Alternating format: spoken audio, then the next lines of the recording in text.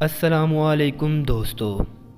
ایک مرتبہ ایک بزرگ نے ایک محفل میں اپنی بند ہتھیلی کو سب کی طرف کر کے دریافت کیا۔ فرمایا، میرے ہاتھ میں کیا ہے؟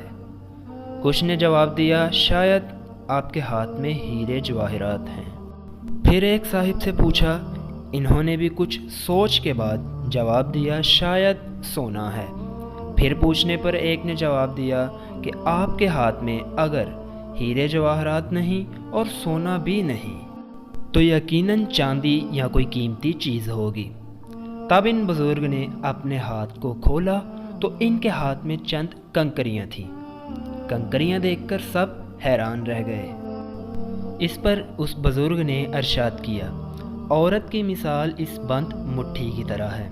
اگر وہ بند ہے یعنی پردے میں ہے تو ہیرے جواہرات، سونا، چاندی اور اس کی بیش بہا قیمت ہے، لیکن اگر وہ اس مٹھی کی طرح کھل جائے یعنی بے پردہ ہو جائے تو وہ بے وقت پتھر اور کنکریوں کی مانند ہے، جس کی کوئی عزت اور قیمت نہیں ہے۔